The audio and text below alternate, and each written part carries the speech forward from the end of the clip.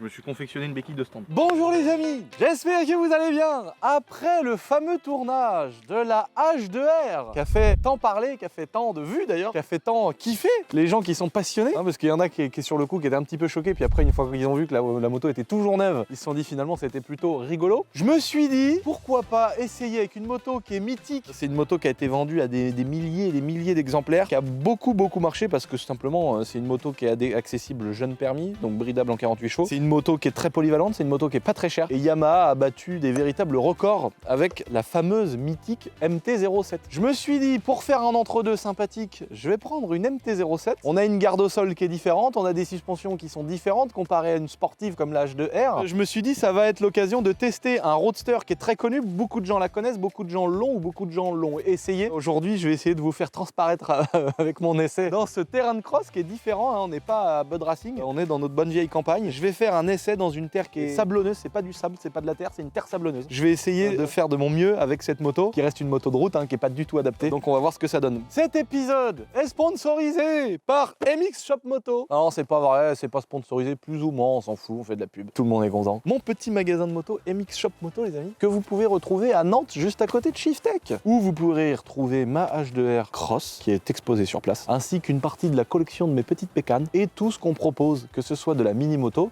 de la moto neuve, de la moto cross, de la YCF, de l'électrique. Et on a aujourd'hui déployé toute une gamme d'accessoires, de vêtements, de casques, de bottes, tout ce qui tourne autour de la moto, mais aussi du trial, de l'enduro, du super motard. Et maintenant, pour fêter 2023, l'ouverture de notre atelier au public, ça veut dire que vous pouvez venir faire entretenir vos motos, refaire vos moteurs, l'entretien, etc. C'est désormais possible chez MX Shop Moto. Donc on remerciera l'unité commerciale, nous a fourni une belle MT-07. Je vous laisse d'ailleurs sur des belles images chez mon ancien patron LG Sud 49, chez qui je prépare toutes ces motos pour les massacrer sur un terrain de cross, où on a fait toutes les modifs de cette MT-07. J'arrive dans la camping de la voisine, je vois pas quoi, Médéric de tous et des fins morts en train de compter 2 milliards d'euros en espèces. Je me dis c'est pas possible, il est riche, il est héritier, il est comme Lucien. Bah non, il travaille, il se lève le matin, ce guignol, voilà pourquoi il est riche, à crever. Et quand il chie dans les toilettes, il chie des billets, maman. T'as vu comme un film noir, le truc c'est un TDS.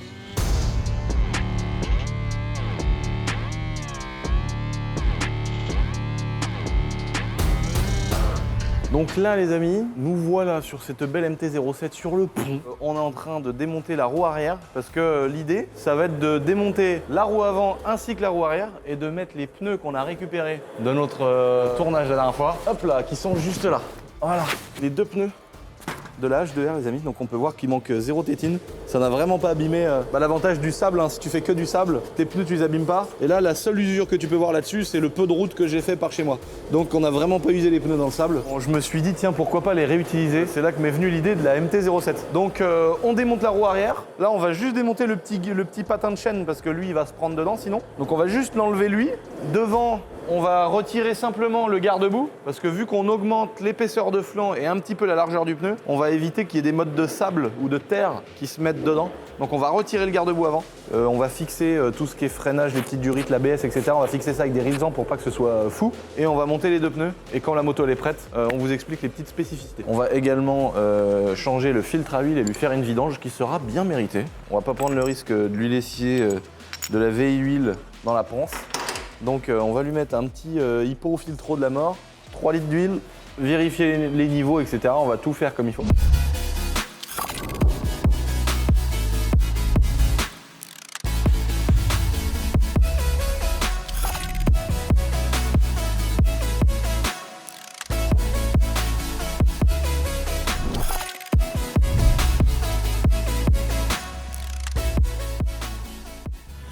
Ah non, t'es sérieux? 204 normal, t'as rien? Ah, c'est le Racing celui-là? Il vaut combien de plus? Ah bah... Franchement les bâtards ils doivent le vendre trop cher en plus.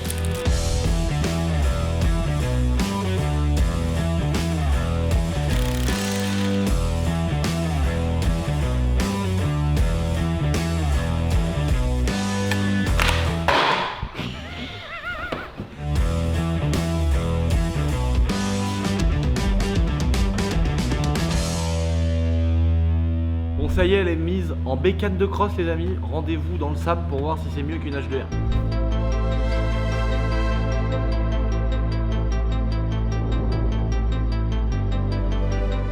Donc Donc pour faire simple, on a mis 2 pneus enduro, cross, trail qui vont sur des jantes en 17 de moto, une révision avec de l'huile neuve, un filtre, etc. Le graissage de la chaîne et tout le bordel, et puis une protection avec une petite grille qu'on met devant le radiateur pour les éventuelles projections de pierre. Sinon, ça reste une moto qui est 100% d'origine, on n'a pas touché les suspensions, on n'a pas touché le moteur, c'est vraiment en gros 2 pneus de cross sur une moto de route. Je vais mettre mon casque, je vais la faire chauffer et on va partir pour le premier tour les amis, j'espère que vous avez kiffé. Bon c'est parti les amis, alors là déjà, je me sens tout de suite plus à l'aise, hein. J'ai l'impression d'être sur un vélo. Oh là là, alors... Oh putain, alors je suis déjà tout de suite beaucoup plus à l'aise que sur la H2R, on va pas se mentir. Ça a l'air d'être relou quand même les roues en 17. Oh putain, j'ai l'arrière qui drift de ouf. Alors on sent que les suspensions sont raides. Oh, j'ai l'impression que ça va quand même être moins dur. Bah de toute façon c'est moins dur, je le sens. Oh putain. Oh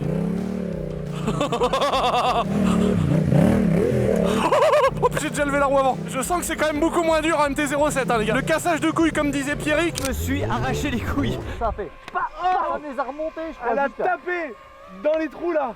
Je le sens parce que là je viens de taper dans le réservoir. Oh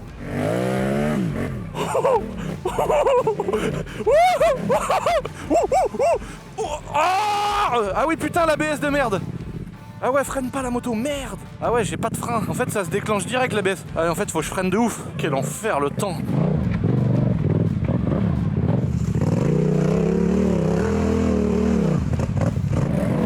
Oh.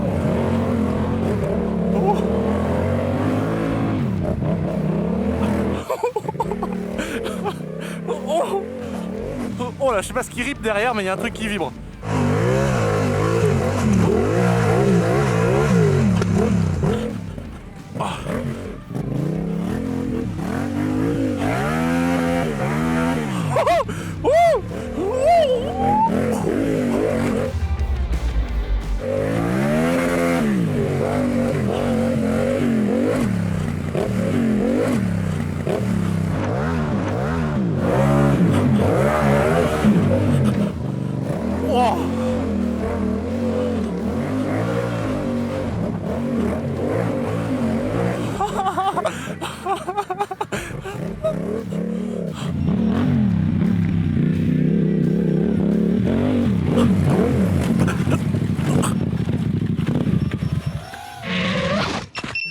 Il s'en bat les Il couilles. fait que de se planter. Aïe aïe aïe aïe, je me suis niqué les mains frère. Ah putain gros, je suis sorti de l'ornière. Quel enfer le guidage. Par contre je sens que je peux mettre un peu de gaz. Dès que tu sors d'une ornière gros, tu te casses les doigts dans le guidon là. Parce que du coup il n'y a pas du tout de retenue. C'est bizarre. La roue elle est vraiment guidée comme un rail par les ornières. C'est la mort. Je vais essayer de refaire un passage.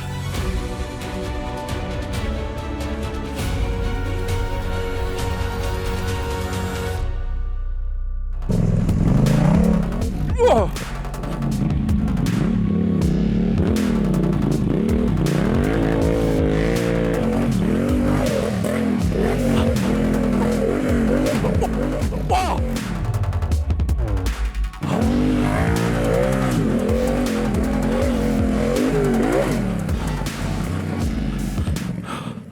Ah.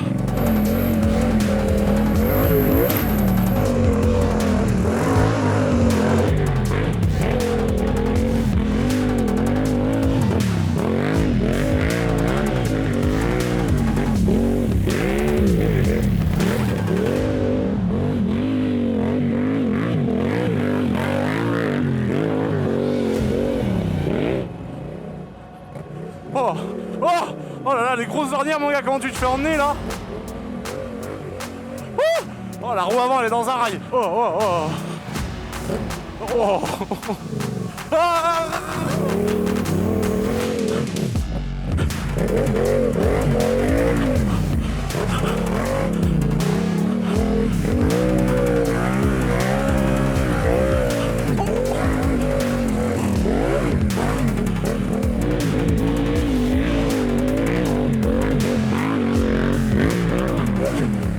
Je vais passer une vitesse sous les conseils de Pierrick. L'avantage c'est qu'on a du couple avec le bicylindre.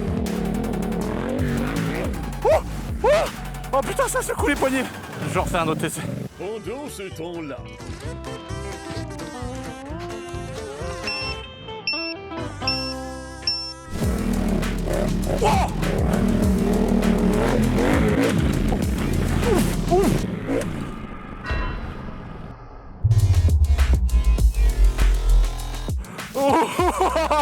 Oh, comment ça me tartine les mains, putain de merde.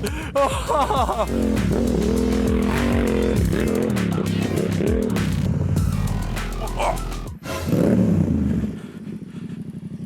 Oh. Putain, l'ornière, elle m'a guidé, frère. Oh.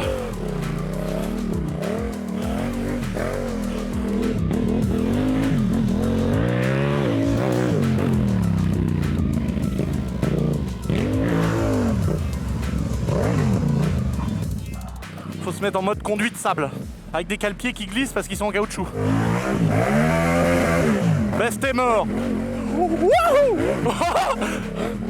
Oh.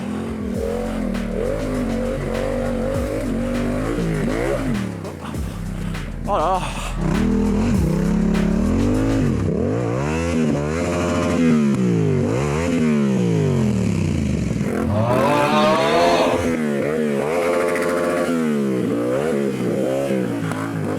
Oh là, nique sa mère. J'en chie ma race. J'en chie les œufs, frère.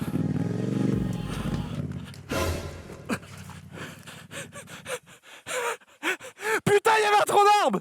Ah, putain. Ah, le temps, il encule, c'est mort. Elle m'a eu, frère, je sais pas comment c'est possible. Pourtant, j'ai un cardio dans mon cardio. Ouais.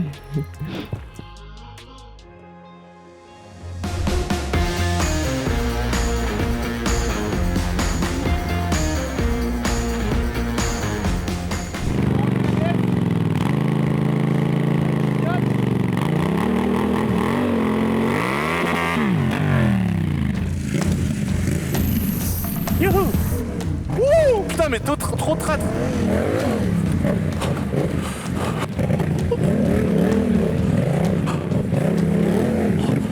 Pour les puristes de MT-07, on est quand même sur un bruit de bâtard. Hein. Le bruit du Bistylane, les gars! Wouh!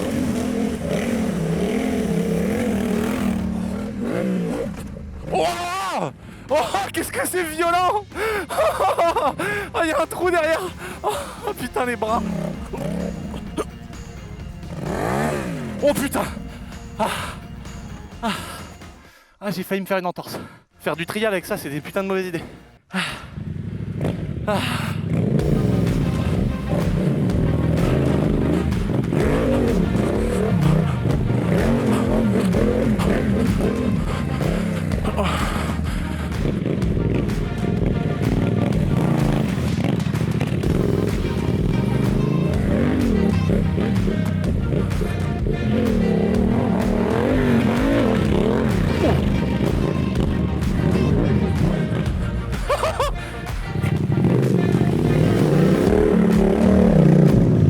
On a un problème, c'est gras, chef.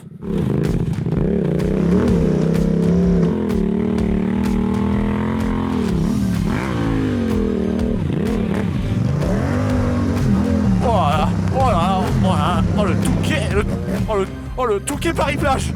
Oh le Touquet Paris-Plage. Ah merde, la BS de merde. Putain, je sais pas combien ça fait, mettez-moi dans les commentaires les amis. Le poids d'une MT-07, mais on dirait pas que ça fait 200 kg. Hein. Ouh.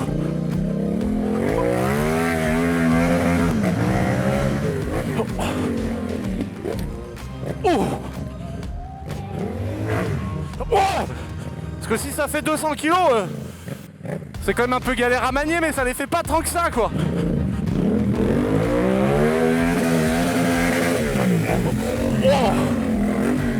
Oh. Oh. Mais c'est une vraie moto de trial. On est sur une vraie Gaz TXT 250 là. Oh.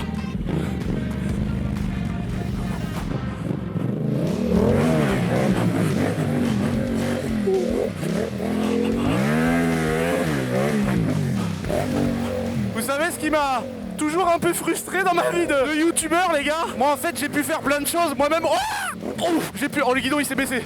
J'ai pu faire plein de choses moi-même avec les petits trucs que j'ai mis en place à droite à gauche. Mais ça m'a toujours un peu frustré que les marques elles m'appellent pas. J'aurais kiffé moi faire comme leur Puma, tu vois, et que je sois appelé par Yamaha, Honda et tout, tu vois, pour aller essayer des motos ou des voitures. Moi mon rêve c'était que BM France ou un truc comme ça m'appelle pour que je puisse essayer, tu vois, des voitures, mais j'étais trop grossier, trop machin pour eux. Bon, la finalité de la chose, c'est que ces voitures-là, je peux me les payer, donc c'est pas trop mal. Mais ça m'a frustré. C'était une grande frustration pour moi. Oh, oh, oh, oh, oh, oh putain. Oh, mon Dieu. Oh. Oh. Mais bon, Instagram m'a consolé en me donnant la petite pastille bleue. J'ai été validé par la street parce que j'étais pas trop reconnu nulle part quoi. Et là je suis content, ça veut dire que c'est vraiment mon métier quoi, youtubeur. Je suis trop heureux. Oh.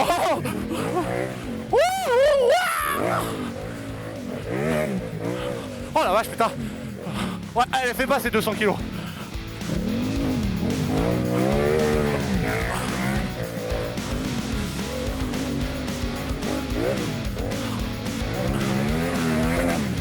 Oh là là. Oh là là. Oh, je me bats avec la moto. Un autre truc aussi qui m'a frustré pas mal. Oh, il y a eu deux... Enfin, attention, hein. On est loin de la somnie, hein. Des trucs qui m'ont profondément fait chier. C'est quand Top Gear, ils m'ont appelé quand j'avais 100 000 abonnés pour me dire on voudrait t'inviter dans une émission. Et moi, j'en ai pleuré, j'ai prévenu toute ma famille. C'était incroyable. Je me suis dit non, incroyable, tu vois. Puis après, Marion, la meuf de Top Gear, elle m'a dit non, désolé, t'es trop grossier. T'as pas été retenu, frère. Et 1 million d'abonnés après, ils sont revenus me voir en me disant oui, on voudrait faire un vrai sujet sur toi, avec ton Monster Truck et tout. Et du coup, bah évidemment, j'ai refusé. Parce qu'ils m'ont pris pour un con, même si j'en mourrais d'envie. Et du coup, ils ont fait un épisode avec un Monster Truck, mais avec quelqu'un d'autre. Donc voilà. La petite histoire. Ils m'ont porté l'œil, ces bâtards.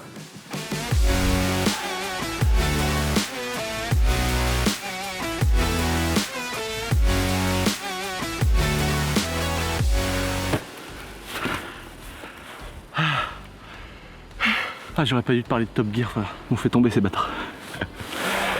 Bon les amis, j'espère que vous avez kiffé cette petite vidéo les amis. N'oubliez pas de vous abonner à ma petite chaîne YouTube, c'est très important, on est bientôt 1 300 000. Bon ça fait un mois que je le dis, mais entre temps il y a eu un piratage et 60 000 personnes qui s'étaient désabonnées. D'ailleurs grosse dédicace à vous, ceux qui vous êtes, ceux qui se sont réabonnés. Parce que bah voilà, c'est trop cool, merci. Mettez un petit pouce en l'air comme ça. Et puis n'oubliez pas la petite cloche de notification, parce qu'il y en a qui l'activaient à l'époque et ça saute entre temps. Donc l'algorithme il charcle un peu des options comme ça, gentiment. Et là que pour les vrais qui sont restés jusqu'à la fin, mettez-moi dans les commentaires la prochaine moto que vous voulez voir dans un terrain de motocross et je vous promets que le plus gros nombre de commentaires qui sort, je le fais. Me sortez pas une Goldwing, c'est très relou, mais je le ferai. Salut les gars.